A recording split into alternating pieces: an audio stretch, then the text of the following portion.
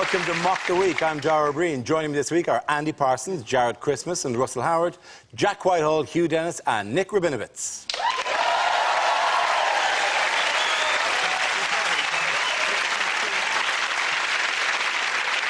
We start with a round called Headliners. Here's a picture of the new government's top brass, but what does CAEB stand for? Is it Cameron and Errand Boy? That could be it. That's a list of the things he's in charge of. Coats and everyone's bags. Is it the worst ever Carry-On film? Carry On and economic balls up.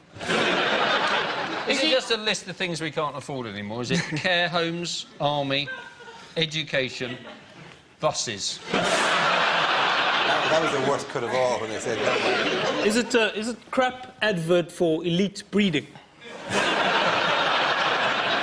I know what they're doing. They're actually discussing who they're going to invite to their pool party, and they've just gone, crikey, anyone except Barrymore.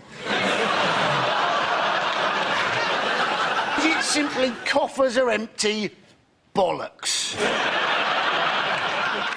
actually look like the worst version of Reservoir Dogs as well. Reservoir Dicks. Look at It's not then Cowell Assemble's evil boy band? EB definitely stands for emergency budget, doesn't it? Yes, it does. Yeah. Coalition announce emergency budget. Oh, fine, well done. Thank you very much. Congratulations.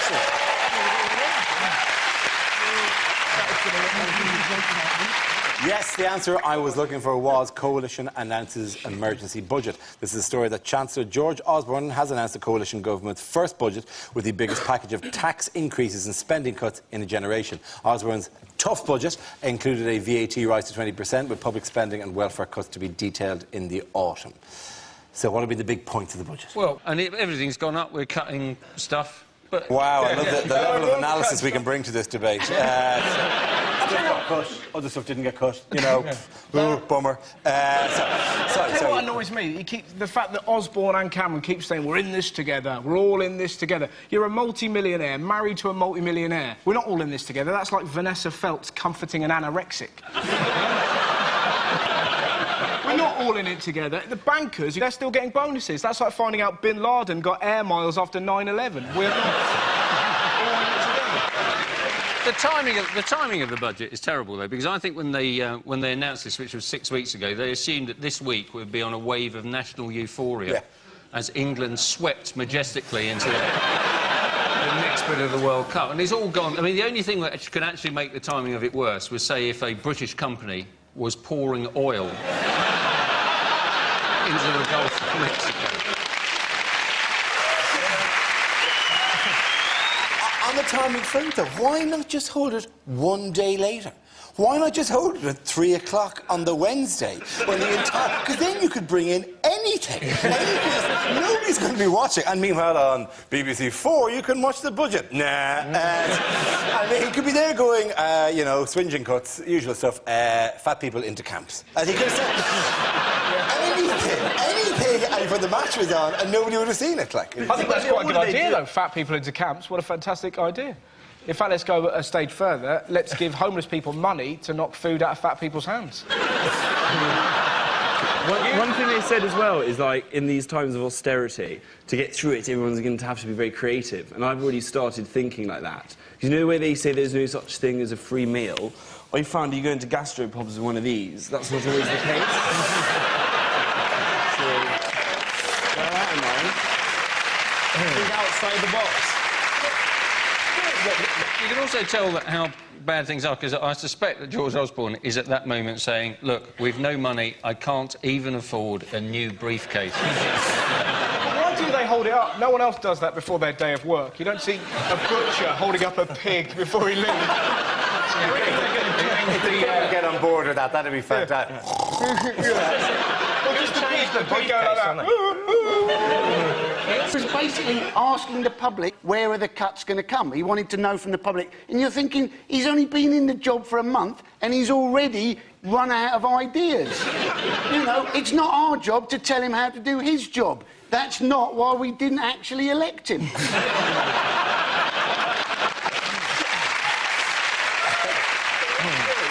So what measures were taken even before the budget? What were they cutting? Oh, They cut the science advisor, because who needs that when you've got Google? The thing that they've actually cut is, and which is terrible, really, they're taking 25% of every government department. But the stupid things they've cut the visitor centre at Stonehenge, which is bad, because honestly, that's going to piss off the Druids.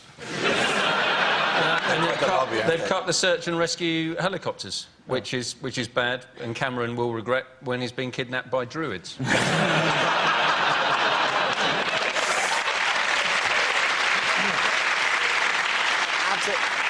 Stonehenge was going to cost 25 million. I've been to Stonehenge. I've seen Stonehenge. I don't think it really merited a 25 million pound. You can walk it in 3.5 minutes. I think a leaflet would do the job very well. Leaflets are very quick to publish, and they don't cost 25 million. Hand out one of them, you're around 3 minutes, you're back onto the road classing. The visitor centre, they were going to spend 25 million pounds demolishing it and then building another one further away from the stones. Move the stones. You can move them. These days, our technology, you can move them in no time. Get some Welsh dudes with tree trunks and then roll them down the hill. That's what they did in the first place. Can I tell you, our president is a Druid. That Jacob Zuma, is that... He actually made a whole corruption trial disappear before he was elected.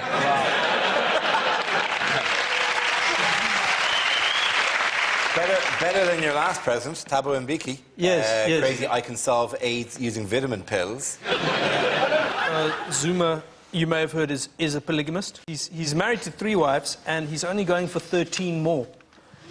Yep, it's official. He's going to finish on 16 because he misunderstood the priest at his first wedding, who said to him, 4 better, 4 worse, 4 richer. They keep blaming Labour. The reason why it's going to be so tough is because of Labour. They're like an evil stepdad, aren't they? Gordon wasn't like that. Gordon isn't here anymore. Help me kill your cat or there'll be nothing for dinner. George Osborne's nickname is apparently Boy George. Yeah. And in the House of Commons, that's what they call him. And it's funny, because every time I look at him, you know, I do think, yes, George, I do really, really want to hurt you.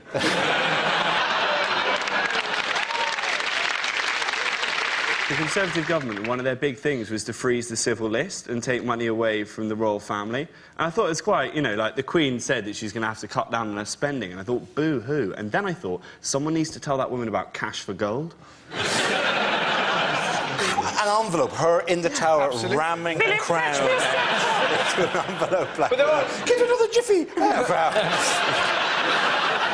Wait, in other news, what's going on here? This is a pretty bad wife swap for Sarkozy.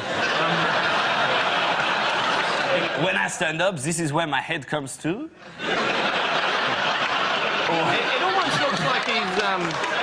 It almost looks like he's proposing to solve everything with paper, scissors, rock. Are you sure it's not anything like, you must be this tall to ride my wife? I think he's saying, can you lend me some money, David? I'm a little short. Is it that Samantha Cameron is with child and Carla Bruni is with a man the size of a child? Sarkozy was over for the 70th anniversary of some broadcast by Charles de Gaulle, wasn't he? Yes, it was, yeah. It said he was over here to discuss the French contribution during the war over lunch. I was like, ha! That'll be a pretty quick lunch.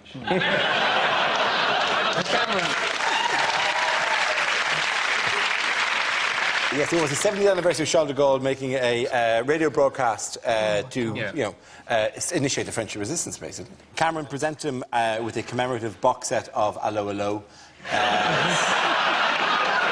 as a thank you from the British people for the excellent work done by the French. OK, at the end of that round, the point's going to Jack, Hugh and Nick. Now we play a round called George Osborne's Big Red Budget Mocks. This game involves Nick, Jared and Jack, so if you could make your way to the performance area, please. This round is a stand-up challenge. I launch the wheel of news. Wherever it chooses to stop, one of our performers must step forward and talk about that subject. The winner is whoever I think is the funniest. OK, here we go. The first subject is nationality. Who wants to come in on that? I'll take it. Jared. Like most of you, I've got a nationality. I'm from New Zealand, and the thing thing is, growing up in New Zealand was pretty tough. It's pretty tough, especially with the name Jared Christmas. That's my real name. Jared is spelled J-A-R-R-E-D. Thanks, Mum and Dad, that's Jard. Cheers for the double whammy of Christmas as well. Woo! High school was a treat. For a whole year, I had a teacher. Whenever she was calling the register in the morning, I was never allowed to go, "Hi, hello, I'm here, good to see you." No, every morning it was Anders, present, Brown, present, Christmas.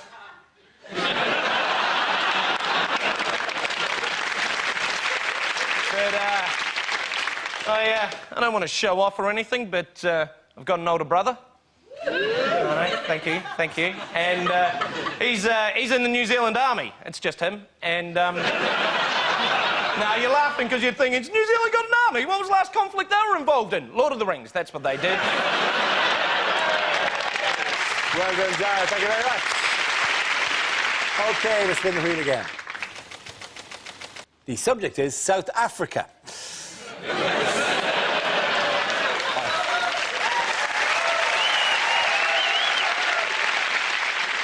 We have the dung beetle. Some of you may have seen the dung beetle at the opening ceremony of the World Cup. The dung beetle in the language of Xhosa, which is one of our 11 I actually speak, is Xhosa. It's actually, the dung beetle is Qoqotwane. And if you want to say, "I'm fine, thank you," in Xhosa, you say, "Qabaqab vinegar." You coming to South Africa, learn that language. It will open doors for you, like, "Mwah, mwah, mwah." And we've tried the red button to get rid of the BBC commentary in South Africa. This is not a lie. We have to listen to your commentary. And what a lot of people are doing is turning the sound down on the television and putting the radio onto Radio Xhosa, because those commentators are a lot more exciting. I watched England play America. And that guy came on and he was like, "Zimbintaba Matoda! Soccer City Stadium!"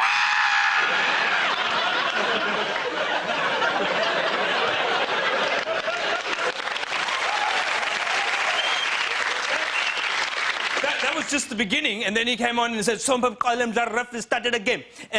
I'm a Lions." But in the USA, Tatibol Steven Gerrard, dangerous Kakulu Stevie G. Oh, Stevie G, Nugalaboro Rooney, Nanguloni Rooney. Why does that follow USA? Tati Clint Dempsey, Tati shot Robert Green. Oh, Butterfingers. Thank you.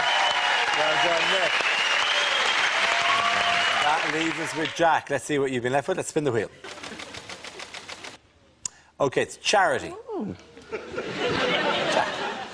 I find charity quite confusing. I was walking down the street the other day, and one of those women with the blue NSPCC bibs and a bucket and clipboard came up to me. She said, "Do you like kids?" I said, "Surely there's got to be subtler ways of catching sex offenders." But I do like the people that go and do it, charity work, when they, like, leave school and stuff. The girls that go off and do it for, like, a year, and then they come back and you realise the only reason they've done it is so they can shove it down your throat. Like, "Oh, my God, it was so amazing. We went to Tibet. Oh, literally, where to start? Preferably near the end." Oh, no. Me and my friend Viskiri, who's ethnic, by the way, did I mention, and Cassandra, who's properly working class and has a penchant for benefit fraud, well, we just talked around Tibet, smoking the most amazing Thai grass, talking about, like, 9/11 conspiracy theories and foot massaging lepers, and we found the most wonderful little monastery on the foot of Mount Hitra Pitra Matra Fikatra Atu. And we stayed there for weeks, just helping the orphans. It just makes you think, haven't the orphans suffered enough?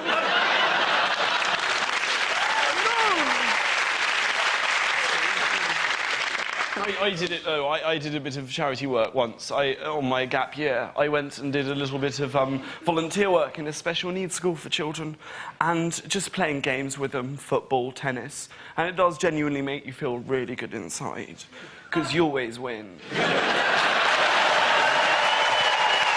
done. At the end of that round, the points go a little bit of it.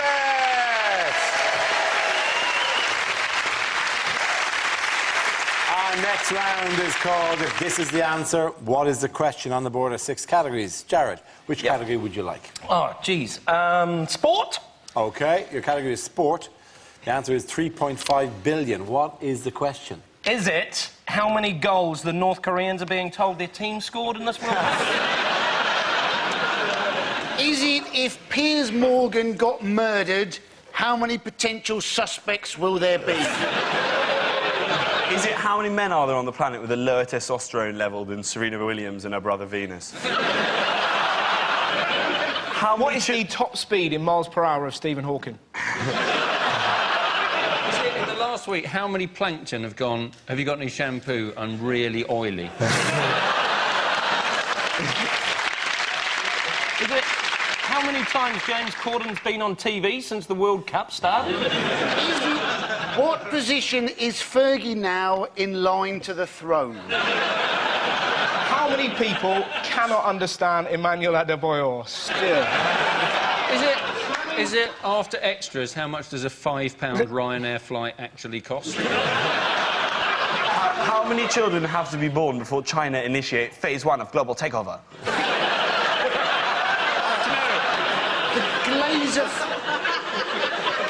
The Glazer family have consolidated all their debts into what easy monthly payment? Is it how many times will this episode of Mock the Week be shown on Dave? This is every chance. This is one of those times. We're all dead now. We've been dead for years. This is the 5th iteration of The Matrix.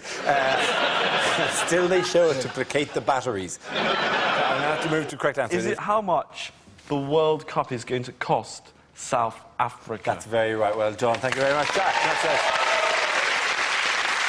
Yes, the question I was looking for was, what is the World Cup going to cost South Africa? Yes, that's right. The World Cup in South Africa is going to leave the country with a bill of $3.5 billion. The original estimate had been $300 million, which wouldn't even eventually have covered the cost of rebuilding the Soccer City Stadium, where the final will be held on July the 11th.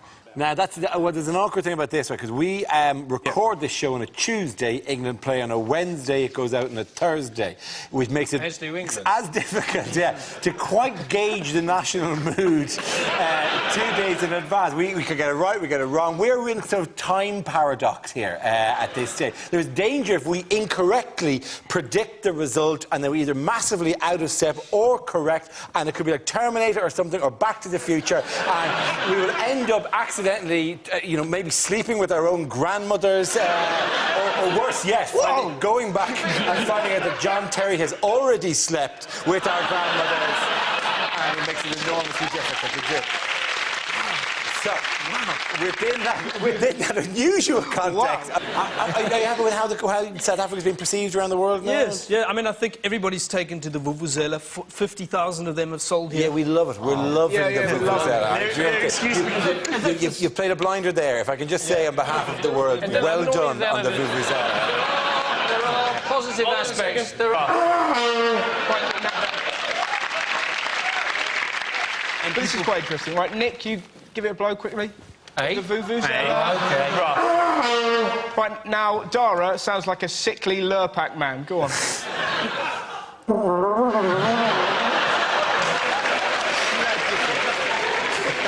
I like you, Nick, but it sounds like a Wookiee having a tricky shit.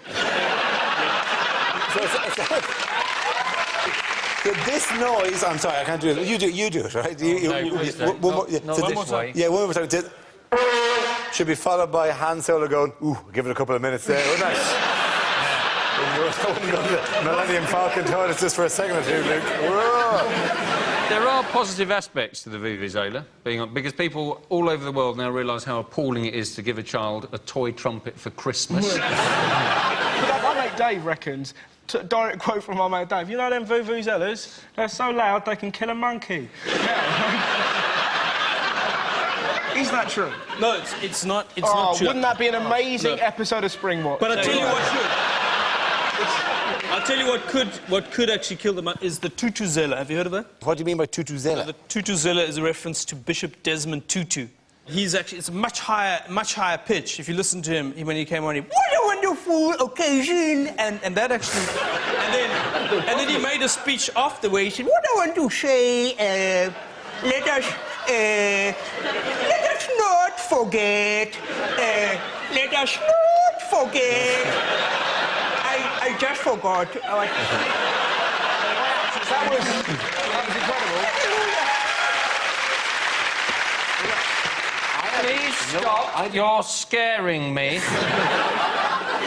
The reason for keeping the vuvuzelas as well is great. South Africans come out like, we're keeping the vuvuzelas because it's South African tradition. So, yeah, just because something's a tradition in South Africa, it doesn't necessarily mean it's going to be that popular with the rest of the world. It's actually an ancient South African tradition. Goes back to 74. It's also very confusing to the English upper class, because somebody blows it and they go, oh, someone's seen a fox. Horses constantly around. Andy.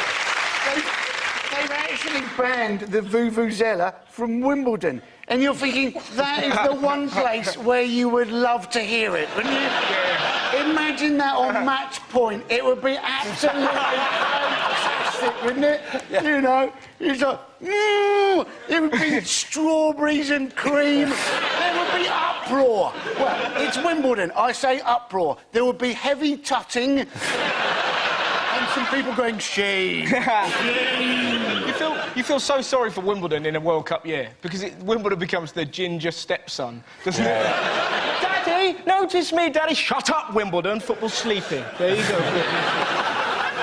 My highlight, I enjoyed the opening ceremony. What me and my mate like to do, right, is we always predict who we think is going to be player of the tournament. And I sent him a text that said, my tip is Messi. He sent one back that went, well, stop playing with it then.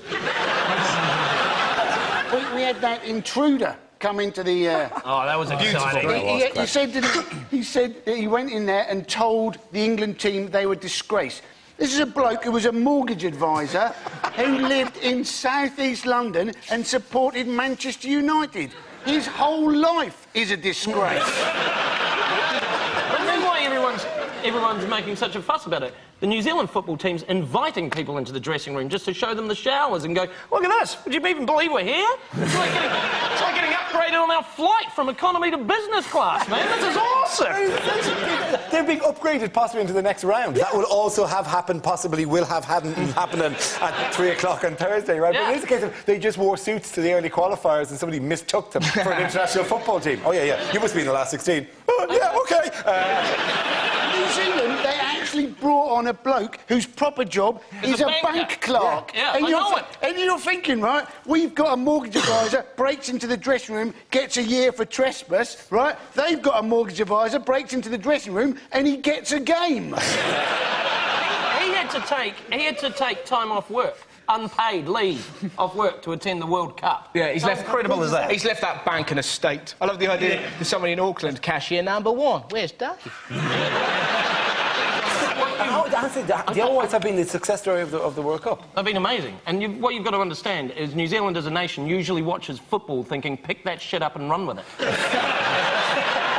Because we are obsessed with rugby to the point that every sporting team in New Zealand has to have a spin-off name from the All Blacks. That's why the football team's called the All Whites. And that's because... And the amazing thing for us is out of all the Football World Cups to ever get into, we got into the Football World Cup in South Africa and we've sent the All Whites. It's amazing. At the end of that round, the boys going to wrestle John and Andy.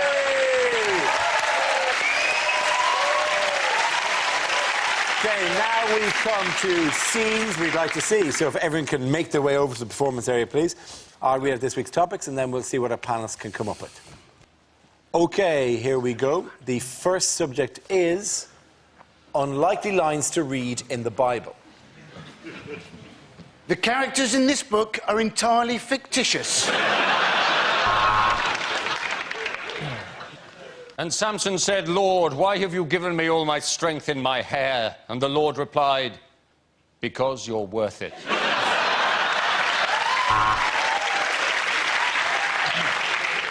Noah noticed that the ark was sinking. He hated woodpeckers.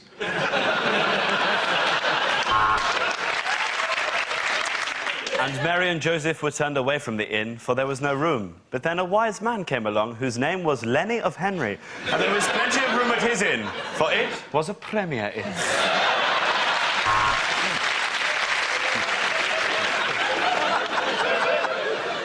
Jesus was born in a stable, so in many years later, when he left the door open and people said, were you born in a barn? He could say, yes, I was actually.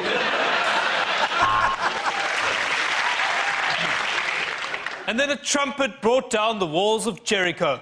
It was Joshua with his bloody vuvuzela! Moses arrived with the commandments. Got some bad news for Dave the ox lover. The Last Supper was a disaster. We're never going to Nando's again, lads. In the courtyard, Jesus came across a man who couldn't walk. "Brother," he said, "have you been involved in an accident that wasn't your fault?" And it rained for 40 days and 40 nights, which was a surprise, because the Met Office had predicted a barbecue summer. Adam and Eve had two sons who could not work together. Their names were Lampard and Gerrard.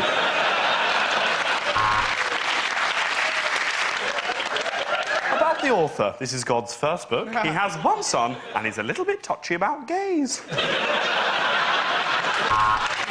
OK, the next topic is things you won't hear your sat-nav say. Don't be angry, but while you were getting petrol, I shagged your iPod.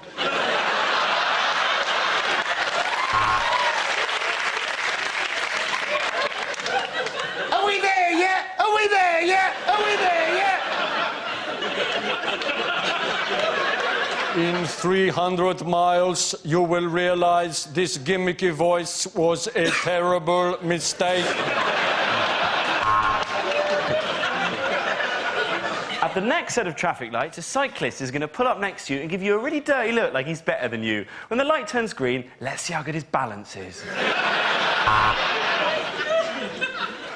Turn right at the next junction for a bloody good dogging site. I'll tell you what, darling, how about you get out of the car and let your husband park?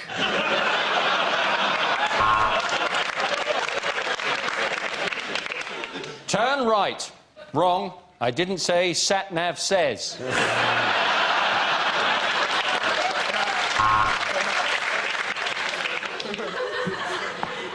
Welcome to Joburg. Lock the doors, put on your bulletproof vest, and don't leave me here. If you go away and leave me here, I won't be here when you come back.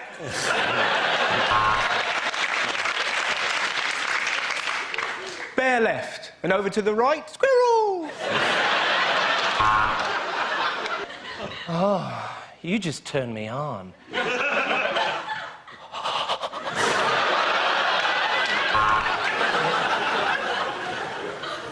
Hold on, I've got the map upside down.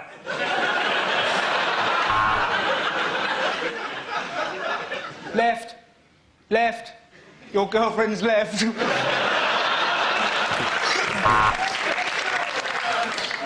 Next dinner party, you drink and I'll drive.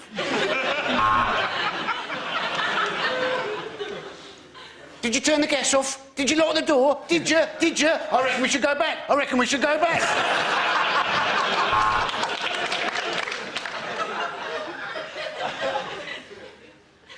Where the fuck are we?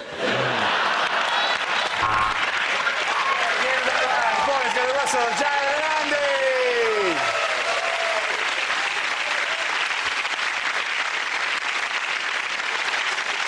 And that's the end of the show. This week's winners are Jack Whitehall, Hugh Dennis and Nick Rabinovitz.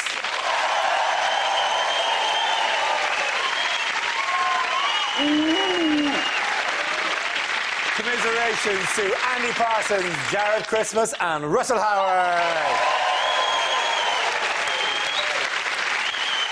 Thanks for watching. I'm Darragh Breen. Good night.